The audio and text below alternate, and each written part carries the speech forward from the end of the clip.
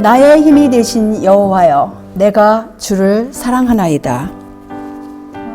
여호와는 나의 반석이시요 나의 요새시요 나를 건지시는 자시요 나의 하나님이시요 나의 피할 바위시요 나의 방패시요 나의 구원의 뿌리시요 나의 산성이시로다.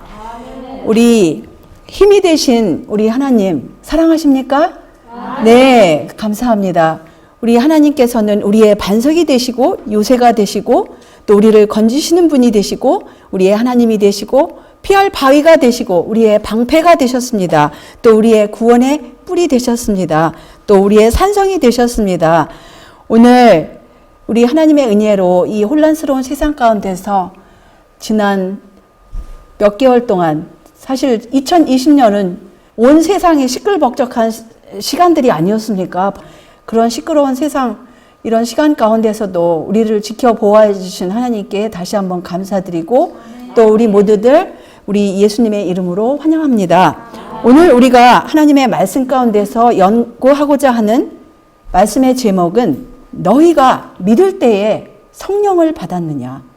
이것은 물론 하나님의 말씀 가운데 있는 질문이지만 우리들 지금 현 시대를 살고 있는 우리들 모두에게 주신 질문이 아니겠습니까? 믿으십니까, 예수님을? 그러면 성령을 받으셨습니까? 정말 성령을 받으셨습니까? 우리 스스로를 한번 확인을 합시다. 말씀 가운데서 확인해야 돼요. 우리가 정말 성령을 날마다 받고 있는가? 날마다 하나님의 성령으로 가르침을 받고 있는가?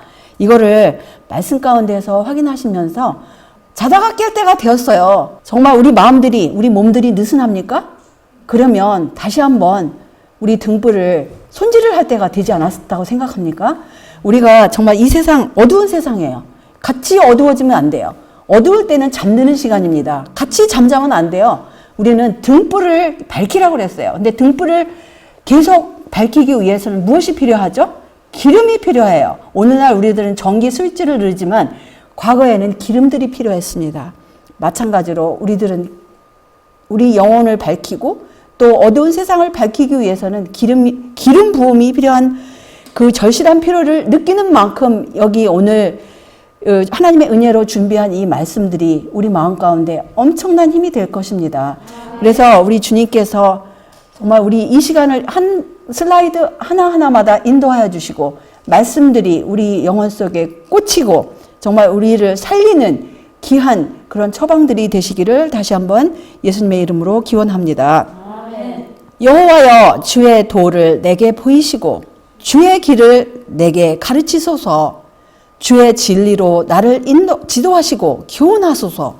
주는 내 구원의 하나님이시니 내가 종일 주를 바라나이다. 시편 25편 4, 5절입니다. 우리가 이런 태도로 하나님을 늘 바라봅니까? 그렇다면 성령으로 인도함을 받는 사람이에요. 정말 이런 태도로 양심적으로 하나님 앞에 주님, 저는 하루 종일 매 순간순간 하나님을 이렇게 바라보았습니다. 그러면 성령으로 인도함을 받는 사람이에요. 정말 그렇다. 이건 하나님과 우리 1대1 관계예요. 옆에 사람 아무도 몰라요. 정말 하나님과 나 사이에 내가 종일토록 주님만 바라보고 주님께 간구하고 주님의 지도와 주님의 인도하심과 구원하심을 늘 바랐는가? 이것을 또 말씀 가운데서 그것도 그렇게 하였는가? 우리 스스로를 살펴볼 수 있습니다. 여기 오늘 말씀의 제목을 사도행전 19장에 나와요. 1절을 보시면 아볼로가 고린도에 있을 때 바울이 윗지방으로 다녀 에베소에 와서 어떤 제자들을 만나서 가로되 너희가 믿을 때에 성령을 받았느냐? 가로되 아니라 우리는 성령이 있음도 듣지 못하였노라. 너희가 믿을 때에 성령을 받았느냐? 그러니까 이 사람들은 몰랐다고 그랬어요. 그들은 전혀 모르고 자기들은 단지 요한이 베푼 회개의 침례만 받았다고 그랬어요. 그래서 사실은 이 사람들은 준비된 사람들이었어요. 왜냐하면 요한이 와서 외쳤을 때, 회개하라고 외쳤을 때 그들은 회개를 겉으로라도 마음도 표시하고 겉으로 표시하는 그 표적으로서 물에 들어가서 침례를 받았습니다.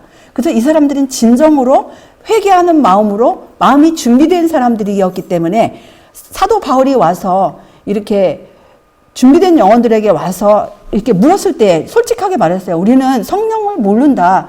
그런데 이제 사도 바울이 그 다음 절처럼 여기서 이렇게 질문을 하고 무슨 침례를 받았느냐 질문을 하였을 때 그들은 요한이 회개의 침례를 베풀었을 때 그렇게 하였다고 하였을 때 안수를 하였고 그들이 성령을 받았습니다. 성령을 받고 그 사람들의 숫자가 한 12명쯤 되었다라는 기록이 나와요.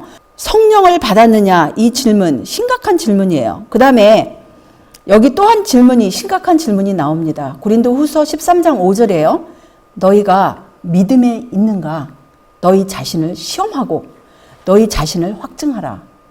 예수 그리스도께서 너희 안에 계신 줄을 너희가 스스로 알지 못하느냐? 그렇지 않으면 너희가 버리운 자니라 라고 했습니다. 우리가 정말 우리 자신이 믿음 안에 있는가? 시험하고 확증하라 그랬어요. 그리고 예수님께서 우리 안에 계시지 않으면 우리는 예수님의 사람이 아니에요. 말만 기독교인이지 명목상 기독교인이지 예수님의 사람이 아니라는 거예요. 이거 정말 심각한 질문들입니다. 우리가 하나님의 말씀을 펼 때 하나님의 모든 말씀은 사실은 빛으로 임하는 거예요. 그런데 예수님께서 직접 이 땅에 오셨을 때 참빛, 곧 세상에 와서 각 사람에게 비치는 빛이 있었다고 하였습니다. 예수님께서는 어두운 세상에, 그냥 막연한 지구가 아니에요. 동그란 지구가 아니에요. 여기서는 누구를 말하냐면 이 어두운 세상에 살고 있는 어두운 사람들을 말하는 거예요. 왜냐하면 빛이 없었어요. 이 어두운 사람들의 마음은 자기들은 다 빛이 있다고 생각하고 일상생활을 먹고 마시고 자고 일하고 하지만 하나님이 보시기에는 빛이 없는 어두운 사람들이에요. 그래서 예수님께서 참 비추는 빛으로 각 사람의 마음 가운데 두들기시면서 임하셨습니다. 근데 오늘날 우리는 예수님을 우리 육안의 눈으로 볼 수 없어요. 우리가 어떻게 예수님을 영접할 수 있을까요? 어떻게 우리 영혼 가운데 비추는 빛을 우리가 구분할 수 있을까요? 모든 성경은 하나님의 감동으로 된 것으로 교훈과 책망과 바르게 함과 의로 교육하기에 유익하니 사람들이 성경을 볼 때 참 편견을 가지고 성경을 보면 성경은 자기들에게 어둠이에요. 성경은 정말 모든 성경은 하나님의 감동인데 우리에게 유익하기 위해서는 교훈, 주로 책망이 많아요. 우리에게 용기 주는 말씀도 많아요. 바르게 하는 말씀이 있어요. 또 의로 교육해요. 근데 어떤 사람들은 어떤 말씀을 아예 그냥 평생 동안 접어보는 사람, 제가 그런 사람을 실제적으로 봤어요. 어떤 분이 그분은 본인 스스로는 예수님을 엄청 사랑한다고 생각하고 다른 많은 신약의 말씀을 외웠는데 구약은 필요 없다고 구약 자체를 찢어버렸더라고요. 완전히 찢어버리고 신약만을 보시는 분을 봤어요. 그런데 오늘날 우리가 기독교인이라고 하면서 특별히 이 마지막 시대에 살면서 정말 얼마나 창세기부터 계시록까지 나에게 주시는 책망의 말씀이 무엇인가? 이걸 정말 하나님과 나서의 1대1이에요. 우리가 자녀들을 교육하지 않습니까? 자녀들을 어떻게 맨날 칭찬만 해요? 아무리 남들에게 칭찬을 한다 할지라도 우리 하나님의 말씀으로 볼 때 우리가 부족하지 않습니까? 우리가 부족하면 이런 말씀대로 우리가 해야 되지 않겠니? 이러면서 우리가 서로에게 이렇게 교훈하기 위해서, 유익하게 하기 위해서 자녀들을 무조건 칭찬만 하는 부모가 이 세상에 어디 있겠어요? 아무리 이뻐 보인다 할지라도, 자기 눈에 아무리 이뻐 보인다 할지라도 너무 칭찬만 받은 사람은 오히려 남들에게 흠투성이입니다. 그렇지 않아요? 우리가 객관적으로 딱 볼 때 모든 세상 만사가 그렇습니다. 우리가 예수님을 전혀 모르는 사람, 세상 사람이라 할지라도 칭찬만 해서 기른 아이와 부모들이 적당하게 책망도 하고 또 교육도 하고 바르게 하고 이렇게 한 아이들과 차이가 있어요, 없어요? 분명한 차이가 있어요. 하나님은 우리 부모들이 자녀를 사랑하는 것보다 우리를 더 사랑하십니까? 덜 사랑합니까? 더 사랑하시죠.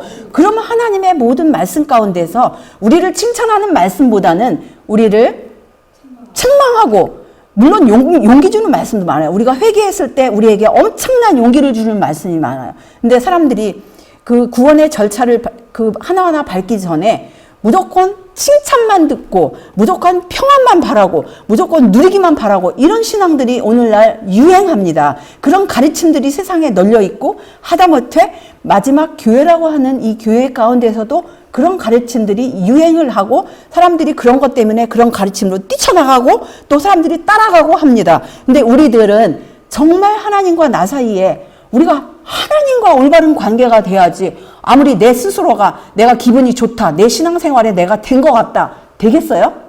천만의 말씀입니다. 하나님 말씀으로 하나님께 정말 하나님께 온전케 함을 받았느냐, 이게 관건이에요.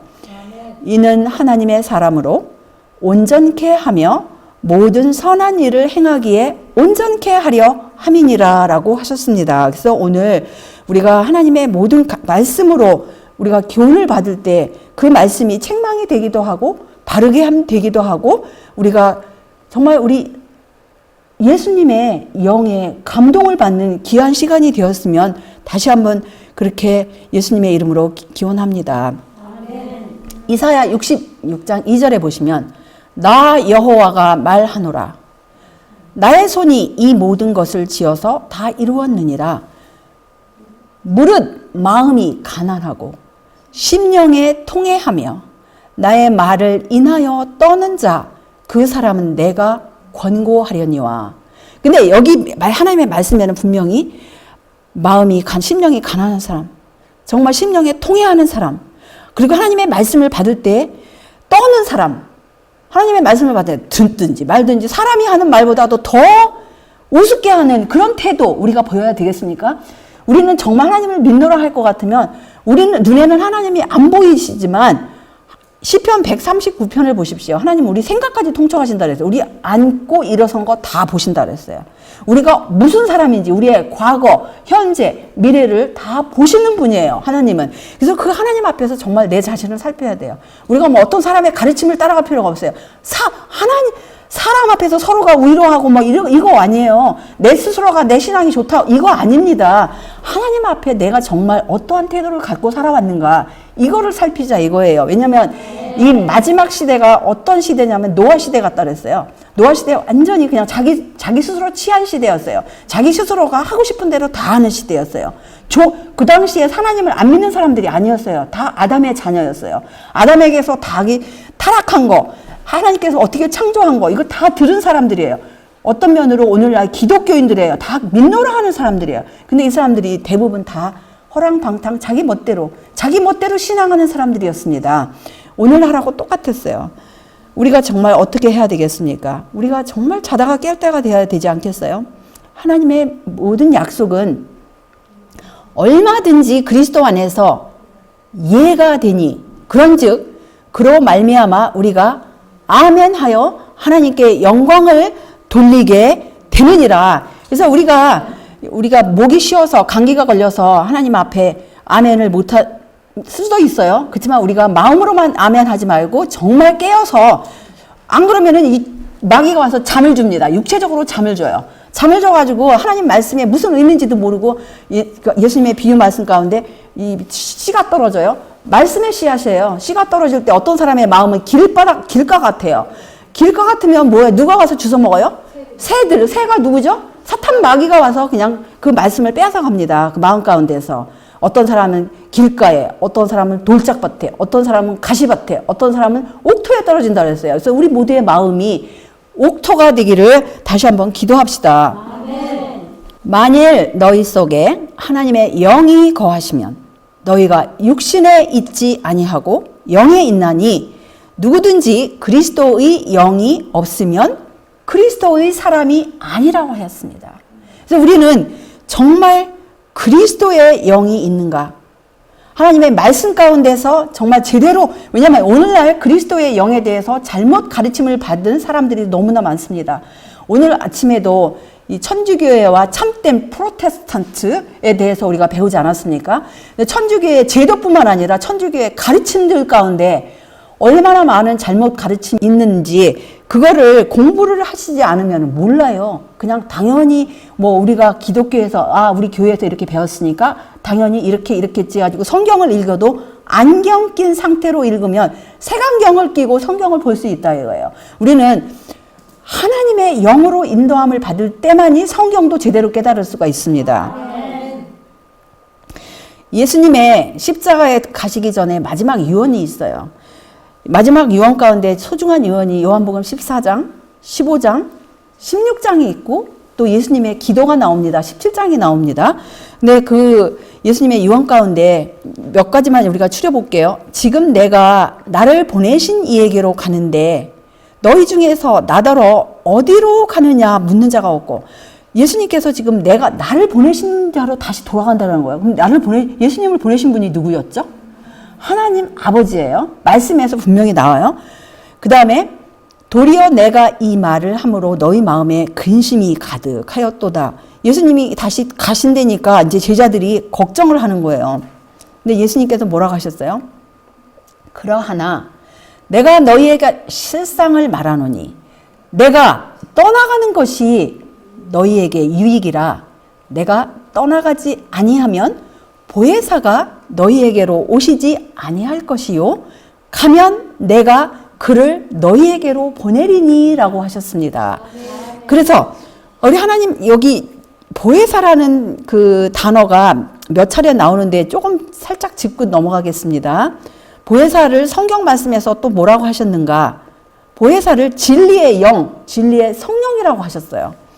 내가 아버지께 구하겠으니 또 다른 보혜사를 너희에게 주사 영원토록 너희와 함께 있게 하시리니 보혜사 곧 아버지께서 내 이름으로 보내실 성령 그가 너희에게 모든 것을 가르치시고 내가 너희에게 말한 모든 것을 생각나게 하시리라. 여기서는 보혜사를 지칭하여 뭐라고 그랬어요? 성령이라고 했습니다. 그죠?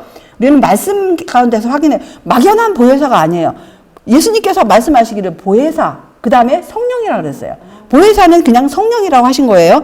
근데 이제 더 구체적으로 요한복음 15장에 보시면 26절에 보시면 내가 아버지께로서 너희에게 보낼 보혜사 곧 아버지께로서 나오시는, 영어 킹제임스는 직역을 할 것 같으면은 Spirit of Truth 해서 진리의 영이에요. 진리의 영이 오실. 근데 개역 번역은 다른 사상으로 물들여 있기 때문에 어떤 개체가 따로 있는 것처럼 했기 때문에 번역상 약간 오역이 있어요. 오실 때라고 했습니다. 근데 그게 문제가 아니고 어쨌든 진리의 영이 임할 때에 그가 나를 증거하실 것이요라 했습니다. 그래서 여기서 진리의 영이 바로 보혜사다. 근데 진리의 영은 누구에게서 나온다? 아버지께로서 나온다. 근데 예수님이 이 땅에 계실 때에 진리의 영으로 충만하셨습니까? 진리의 영으로 충만하셨습니까? 맞아요. 왜냐하면 그 말씀이 이사야 61장 1절에 나와요. 그 다음에 사도행전에도 나와요. 아버지께로 나오는 진리의 영으로 충만한 것이 구약에도 나오고 신약에도 나와요. 진리의 영으로 충만했어요. 그런데 그 진리가, 성경에는 진리가 누구라 그랬죠? 무엇이라 그랬죠? 진리가 누구라 그랬죠? 먼저는 하나님 아버지가 진리로 하셨어요. 하나님 아버지 보고 진리의 하나님. 그 다음에 예수님이 뭐라고 하셨죠? 요한복음 14장에서 6절에서 내가 곧 길이요 진리요 생명이라 하셨어요. 그럼 진리의 영은 누구의 영이라는 거예요? 아버지의 영을 아들이 받아서 이 아들이 또 제자들에게 보내주시겠다는 거예요. 예수님이 이 땅에 계시는 동안에는 육체적으로 제한이 됐어요? 없어요? 됐어요. 예수님이 계시는 동안에도 우리들의 위로자가 되었어요. 보혜사가 되셨어요. 근데 여기서는 내가 떠나가는 것이 유익이라고 그랬어요. 왜냐하면 떠나가는 것이 왜 유익이냐? 그분의 영으로 모든 사람에게 다 유익을 끼칠 수 있기 때문에 떠나가는 것이 유익이라고 하셨습니다. 그래서 여기 보시면 이 유익이라고 하셨고 똑같은 보혜사라는 단어가 원어로는 파라클레토스예요. 파라클레토스예요. 근데 그 파라클레토스가 여기서는 대언자라고, 다른 데서는 보혜사라고 나오고, 개역 번역에서는 두 가지로 번역이 됐어요. 4번은 보혜사로 되고, 1번은 대언자라고 됐어요. 그래서 나의 자녀들아, 내가 이것을 너희에게 쓰면 너희로 죄를 범치 않게 하려 함이라. 만일 누가 죄를 범하면 아버지 앞에서 우리에게 대언자가 있으니 곧 의로우신 누구시라? 예수 그리스도시라. 그래서 파라클레토스는, 보혜사는 누구라고요? 예수님. 이거 나중에 궁금하시면, 오늘날 궁금하시면 이거 자료들 찾기 쉬워요. 이거 정말 파라클레토스가 성경에 몇 번 나오는가 한번 찾아보십시오. 성경에, 신약에 이 파라클레토스는 헬라어잖아요. 구약에는 안 나와요. 그 단어 자체가 신약에만 나와요. 5번 나옵니다. 5번 나오는데 개역 번역에 보혜사라고 4번 번역이 됐어요. 아까 지금 소개시켜드린 그 모든 것이 다 나오죠. 요한복음에 2번, 14장에 2번, 15장에 1번, 16장에 1번, 그 다음에 대언자라고 요한 1서에 1번이 나옵니다. 그래서 이 똑같은, 이거 보십시오. 번호 매기가 나오잖아요. 헬라어 3875 파라클레토스 해가지고 보혜사라고 4번 나온 거 comforter 그래서 똑같은 번호죠. 그 다음에 대언자 advocate 똑같은 번호죠. 3875 맞죠? 나중에 찾아보세요.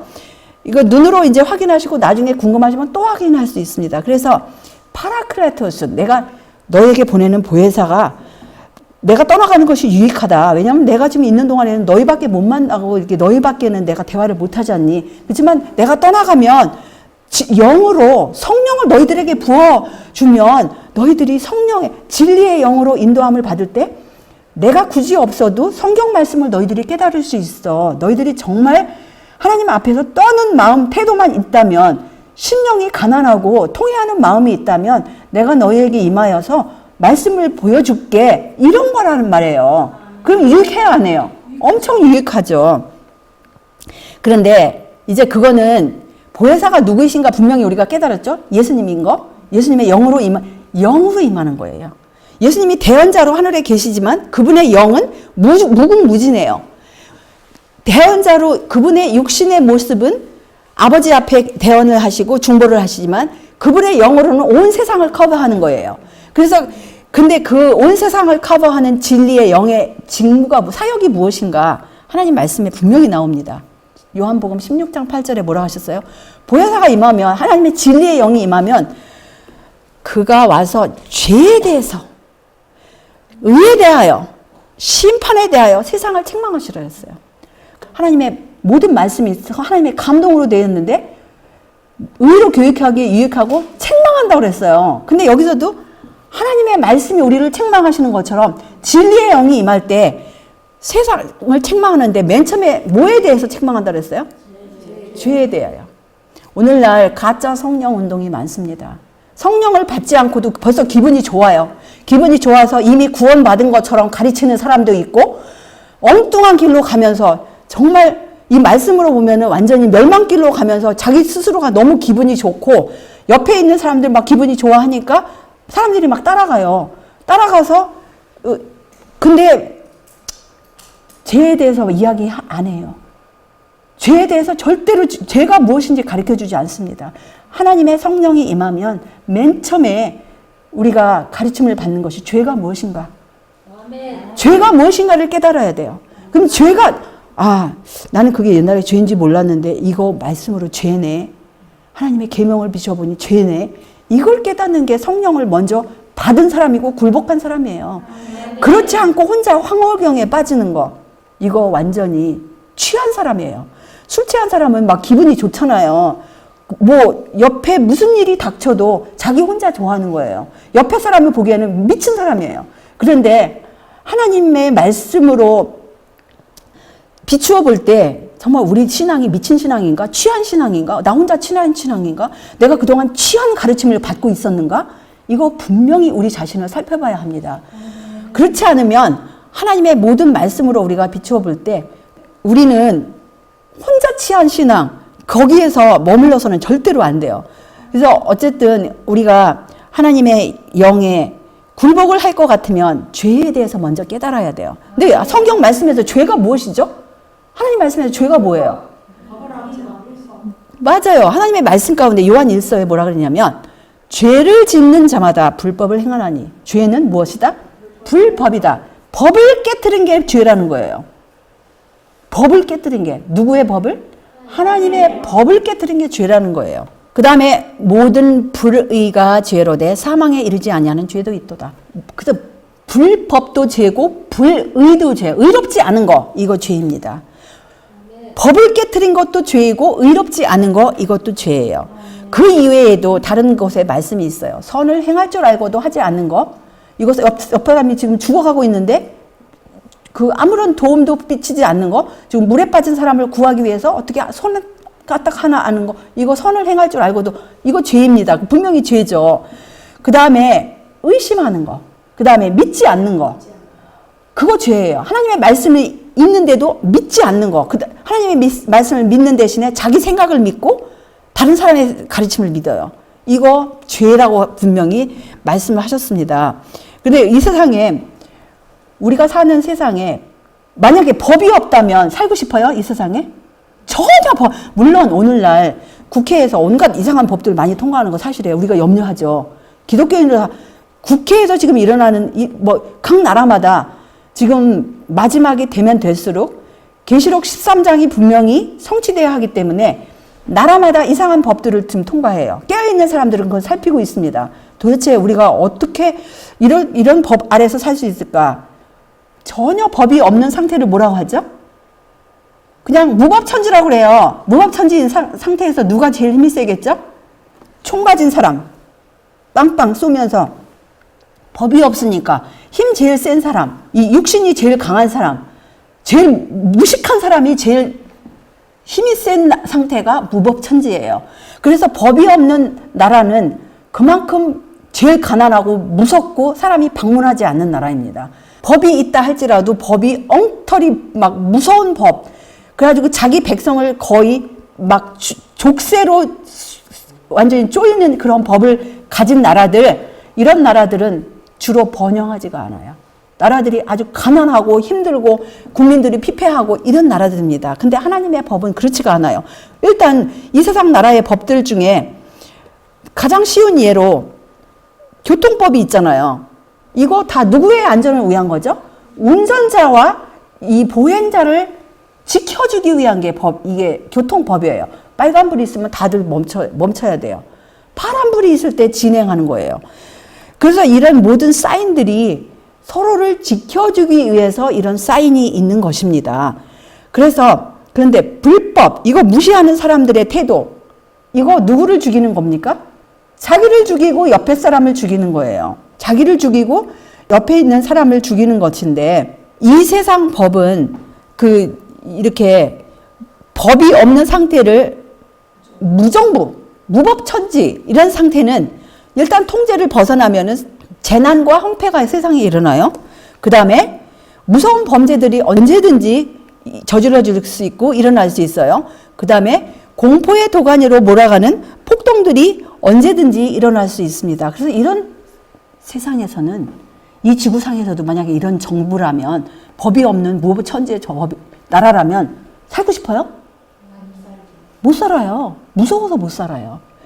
그런데 하물며 이 죄인들이 살고 있는 이 땅에서도 법이 없으면 무법천지이고 제일 힘세고 제일 악랄한 사람이 1등이 돼서 제일 연약하고 법을 지키려고 하는 사람 죽일 터인데, 하나님의 나라, 죄가 없는 나라, 그 나라에 법이 있겠어요? 없겠어요? 생각해 보셨어요? 하나님의 나라, 법이 없는 나라일 것 같으면 가고 싶으세요? 그런 나라라면 정말 하나님의 말씀을 공부하고 하나님의 진리의 영으로 인도함 받은 사람은 그거 하는 나라 아니에요. 거기는 지옥일 거예요. 거기는 마귀가 다스리는 나라예요. 가고 싶지 않아요. 그건 말만 하는 나라지 하는 나라가 아닙니다. 이 땅에서도 우리는 무정부 상태, 무법천지 살고 싶지 않은데 하물며 그 하늘나라가 법이 없을 것 같으면, 어떤 기준이 없을 것 같으면, 법이라는 건 보호하기 위한 거예요. 국민을 보호하는 거예요. 하늘나라의 국민을, 하늘나라의 시민을 보호하기 위해서 하나님께서 너희들이 선을 넘지 말아야 할 곳이 있다라고 제정된 그분의 법은, 인간의 법은 잘못돼가지고 계속 개정하고 또 개정하고 바꾸고 그러잖아요. 몇 년 전에 만약에 통과됐던 거, 아니, 이거 아닌데? 다시 개정하고. 몇 년 전에 좋게 했는데 또 나쁜 사람들이 와가지고, 더 나쁘게 하고, 뭐 이런 식으로다가 인간의 법은 좀 약점이 많고 이것이 부족한 게 많아요. 근데 하나님의 법은 의롭다 그랬어요. 선하다 그랬어요. 거룩하다 그랬어요. 바꿀 필요가 없어요. 하나님의 법은 개정할 필요가 없어요.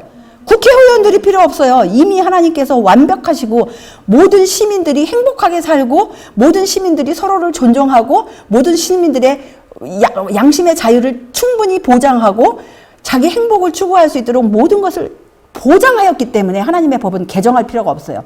그런데 하나님의 이 구약을 공부하신 분들은 또 신약 계시록 마지막 책을 공부하신 분들은 하나님을 태클 걸은 존재가 있었어요. 누구였죠? 사탄 마귀였어요. 뭘 갖고 태클을 걸었습니까? 하나님의 정부를 놓고 태클을 걸었어요. 개정해야 된다. 그러면서 하나님의 법에 대해서 그 완벽한 법에 대해서 태클을 걸면서 우리 천사들은 우리는 거룩한 존재이기 때문에 우리에게는 법이 필요 없어요. 그러면서 결국은 자기 이사야 말씀처럼 에스겔 말씀처럼 자기를 하나님 보좌보다 더 높이고자 하는 동기가 거기에 깔려 있는 거예요. 하나님의 법 가운데 제일 중요한 게 뭐예요? 너는 나 외에 다른 신을 섬기지 말라고 그랬어요. 왜냐하면 하나님만이 창조주시기 때문에. 그렇죠. 루시퍼는 아무리 높은 존재라 할지라도 아무리 빛을 많이 받은 존재라 할지라도 피조물이에요. 그게 차이예요. 하늘에서 천사들을 제일 높은 그런 지위에 있다 할지라도 자기는 피조물이고 하나님은 창조주입니다. 그래서 그게 차이예요. 그래서 하나님의 나라를 무법천지로 만들고 처음에는 다 모두의 소원입니다. 그러면서 아주 천사들을 다 꼬셨잖아요. 천사들을 꼬시면서 다 우리는 거룩하니까 괜찮다고. 그러면서 하나님께서 우리를 이렇게 법으로다가 이렇게 하는 거는 좀 우리를 좀 약간 좀 믿지 않는 거 아니냐 이런 식으로다가 제시를 하면서 천사들을 그렇게 여러 숫자를 꼬여가지고 결국은 이 지구상까지 이렇게 죄악이 들어온 것입니다. 그래서 우리는 하나님의 그 말씀 가운데서 하나님의 법을 무시하는 거 그런 가르침들이 오늘날 유행합니다. 사도 바울은 어느 누구보다도 성령으로 충만한 사람이었습니까? 네. 그거 믿으십니까? 네. 사도 바울은 그가 예수님을 영접한 이후로 정말 성령으로 충만한 생애를 살았어요. 그분의 가르침이 무엇이었는가 한번 보십시다. 바울이 의와 절제와 장차 오는 심판을 강론하니 벨릭스가 두려워하여 대답하되 시방은 가라. 내가 틈이 있으면 너를 부르리라 하고 벨릭스는 하나님께서 주신 은혜의 기간, 최후의 은혜의 절호의 찬스를 이런 식으로 무시를 하였습니다. 우리의 생애 가운데 하나님께서 지금까지 은혜의 시기를 연장시켜 주셨어요. 근데 언제 우리의 은혜의 시기가 끝날지 몰라요.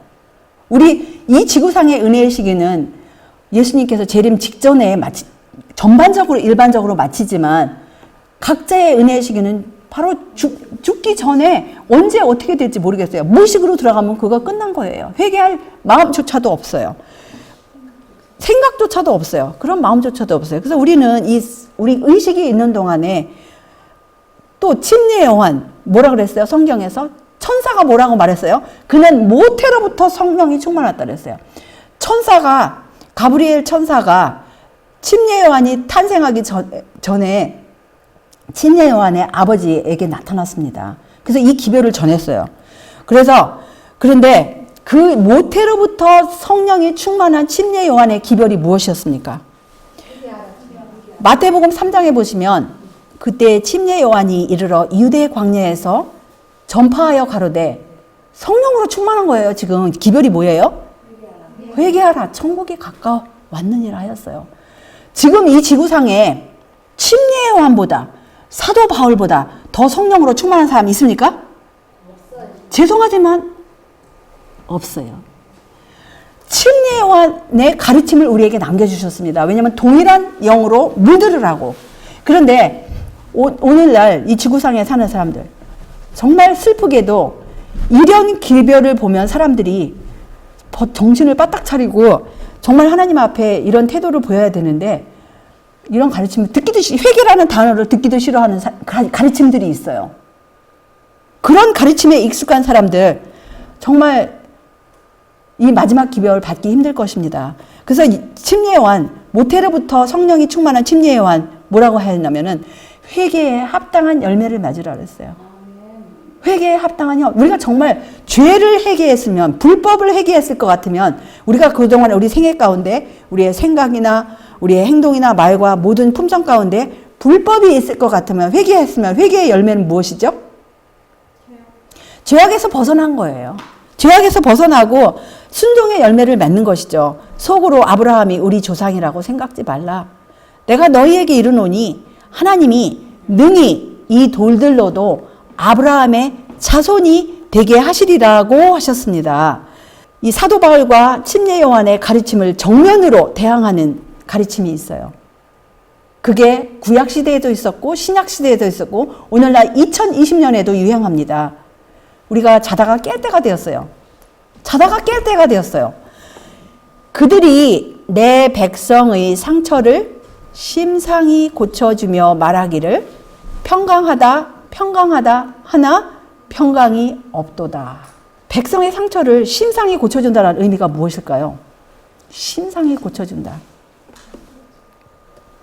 여기 또 이 말씀이 사실은 중요하기 때문에 성경에는 중요한 말씀들은 주로 반복을 합니다. 예레미야 6장 14절의 말씀을 예레미야 8장 11절에서 또 반복하세요. 그들이 내 백성의 상처를 심상히 고쳐주며 말하기를 평강하다 평강하다 하나 평강이 없도다. 그럼 심상이라는 단어가 무슨 뜻일까요? 킹제임스에 좀 더 우리가 알아듣기 쉽게 했어요. slightly 무슨 뜻이에요? 가볍게, 아주 경하게. 이 죄를 심상히 여기게 하고 경하게 여기게 하고 가볍게 여기게 하고 결국은 그 사람 신앙 생애는 무정부 상태예요. 무정부 상태고 사탄에게 사로잡은 상태입니다. 죄에서 사로잡혔으면서도 이렇게 이 땅의 법을 어기면서 이렇게 하면서도 술 취한 사람이 기분 좋대잖아요. 자기 혼자 취했어요. 자기 혼자 신앙생에 자기가 뭐가 이루어진 줄 알고 취했지만 결국은 불법에 취하고 죄에 취했어요. 마비된 상태예요. 죽은 상태입니다. 그래서 결국은 결과 어떻게 돼요? 조만간에 이런 일이 일어난다 이거예요.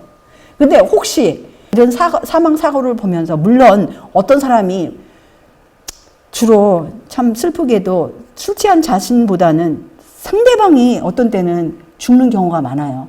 그런데 어쨌든 남도 죽이고 자기도 죽이는 신앙이 바로 죄를 심상히 여기는 거, 가볍게 고쳐주는 거.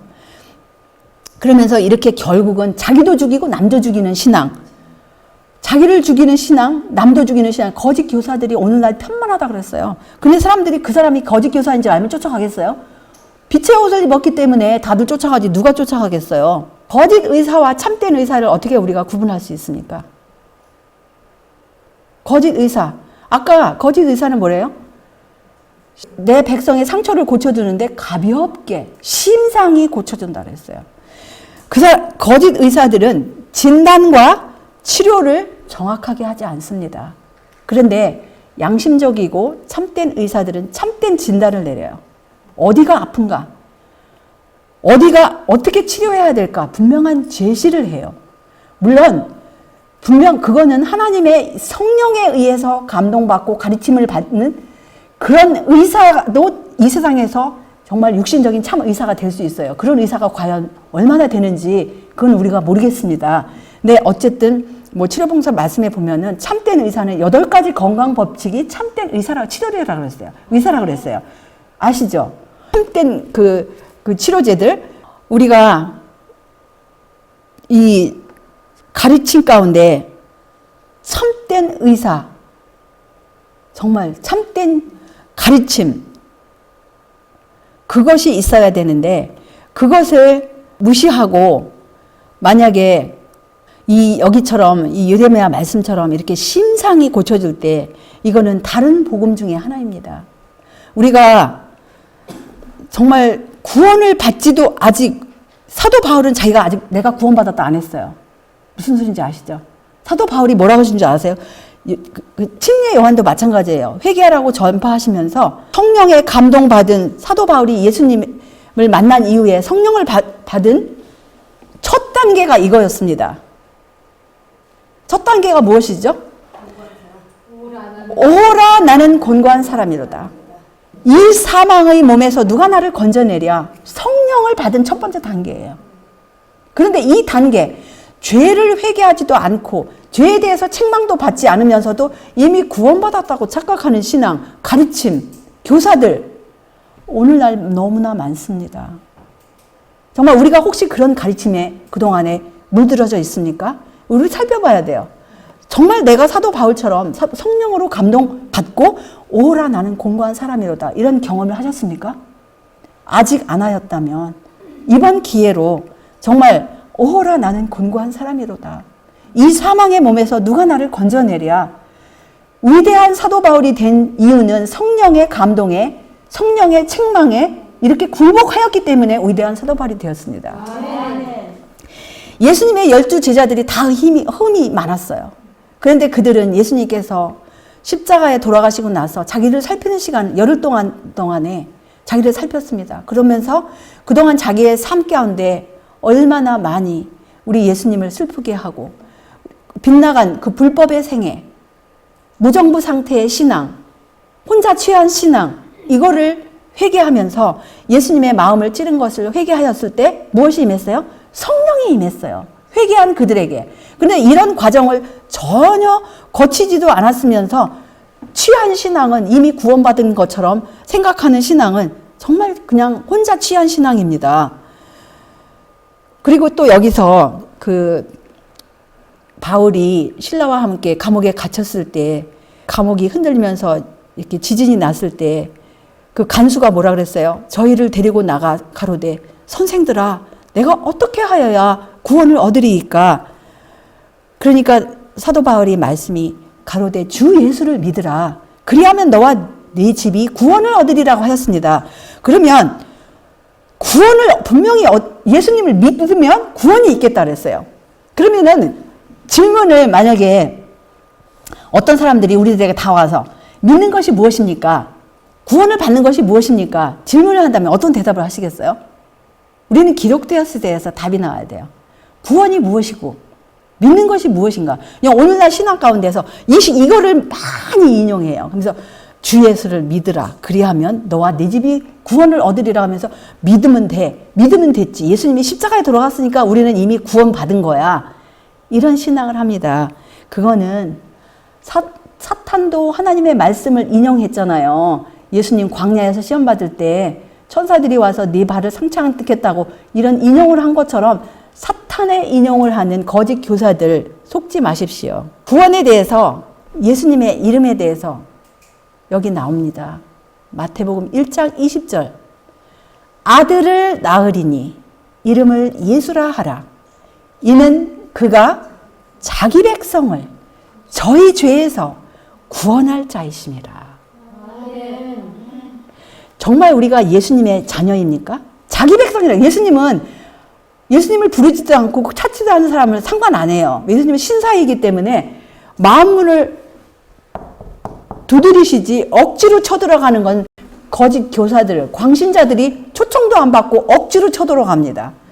근데 예수님은 항상 신사적이라서 우리의 마음문을 우리를 억지로 쳐들어오지 않아요. 사단은 억지로 쳐들어와요. 우리가 계속 깨어있어서 마귀를 대적하지 않는 한 말씀으로 대적하고 기도하지 않는 사단은 그냥 막 계속 생각 가운데 공격하면서 엉터리 생각 이런 거를 마귀는 그래요. 공격을 해요. 마귀는 광신자예요. 예의가 없어요. 예수님은 친절 예의 바르잖아요. 예수님은 자기 백성을 죄에서 구원한다 그랬어요. 예수님을 영접하고 사도 바울처럼 오라 나는 곤고한 사람이로다 외치는 사람에게 그 다음 단계로 예수님의 의를 입혀줍니다. 예수님의 성령을 더 부어주십니다. 그 단계도 거치지 않으면서 취한 신앙은 아까 그 술 취한 사람처럼 술 취한 운전자처럼 그런 신앙이 된다 이것입니다. 그래서 우리가 입으로는 사랑을 외치잖아요. 사랑이 무엇입니까? 사랑이 뭐예요? 사랑은 정말 우리가 이 짧은 시간에 다 제가 말씀드릴 수 없어요. 하나님의 말씀에서 사랑이 무엇이에요? 가장 대표적인 말씀, 사랑이 뭐예요? 물론 고린도전서 13장도 사랑장이에요. 그런데 가장 유명한 말씀 요한복음 3장 16절입니다. 하나님이 세상을 이처럼 사랑하사, 세상 지구를 사랑했다라는 게 아니에요. 지구상에 살고 있는 모든 죄인들이에요. 이처럼 사랑하사 독생자를 주셨으니 이는 저를 믿는 자마다 멸망치 않고 영생을 얻게 하려 하십니다. 어떻게 믿어요?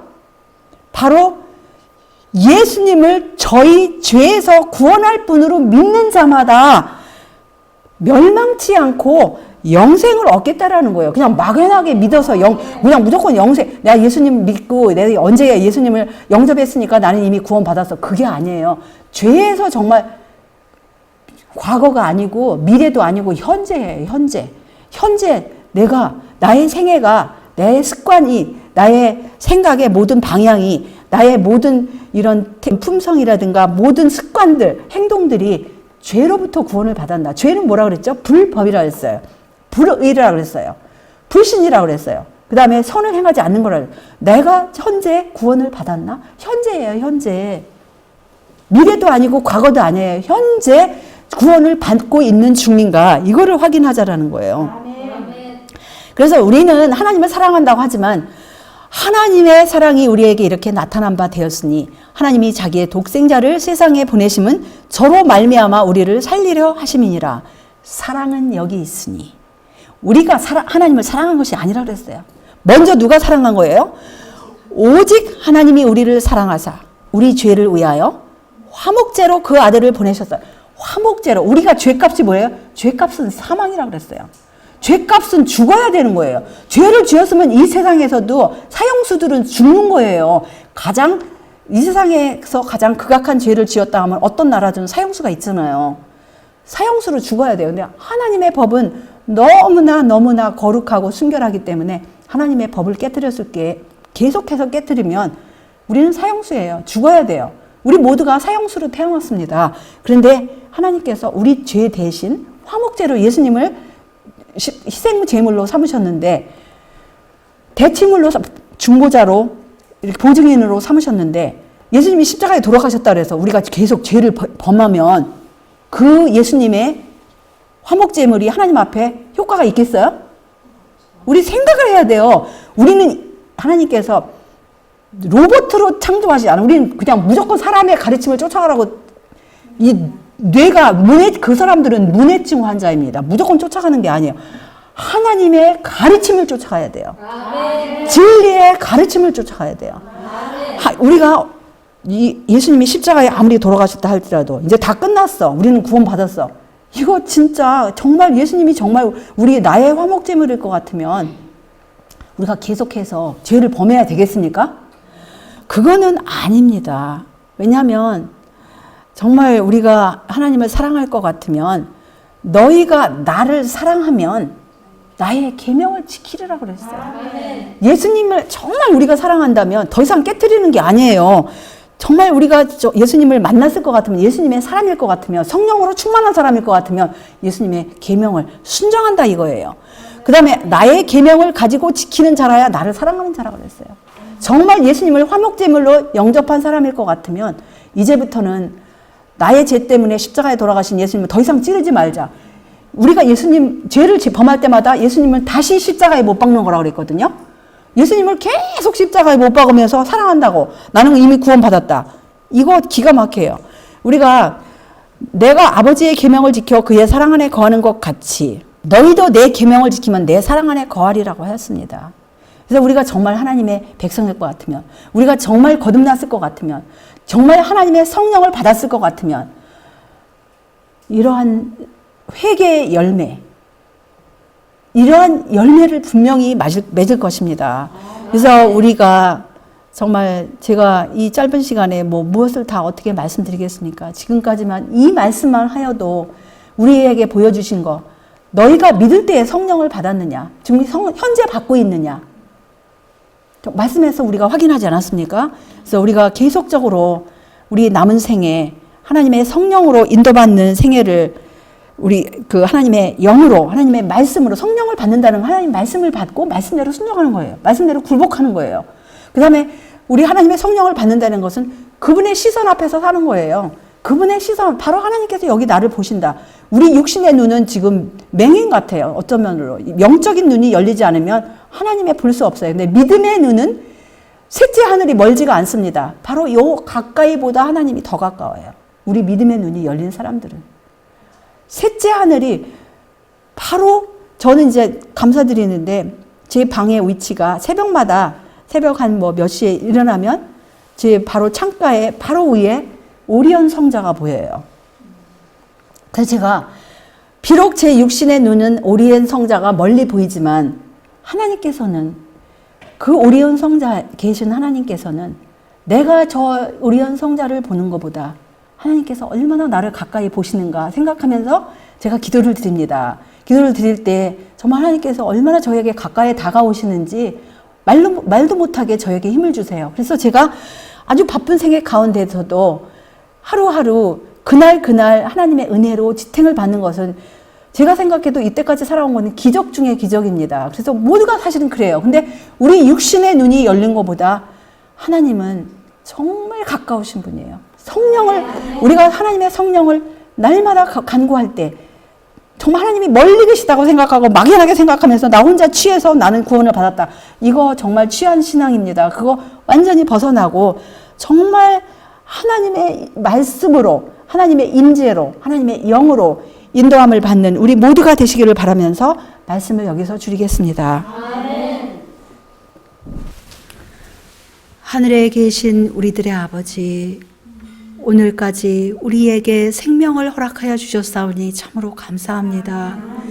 또한 하나님의 생명의 말씀, 이 모든 말씀을 다시 한번 우리들에게 들려주셨사오니 참으로 감사합니다.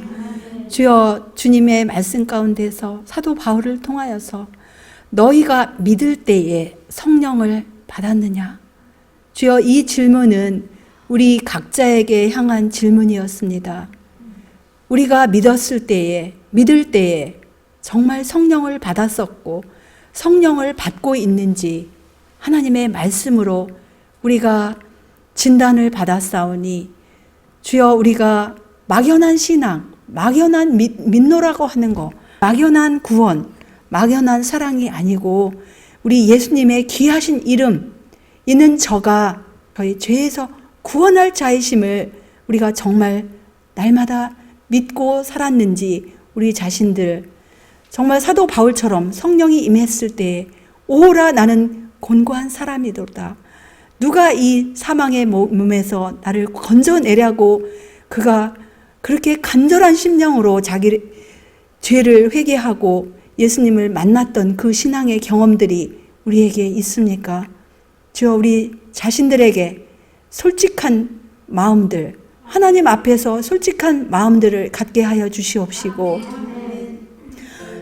우리 하나님을 만날 수 있도록 인도하여 주시옵소서. 그래서 이 거짓 교사들과 거짓 그리스도들과 또 선지자들이 많은 이때에 주의 말씀을 따라갈 수 있도록 우리 모두를 주의 진리의 영으로 인도하여 주시옵기를 우리 구세주 예수님의 이름으로 간절히 기도 올리옵나이다. 아멘.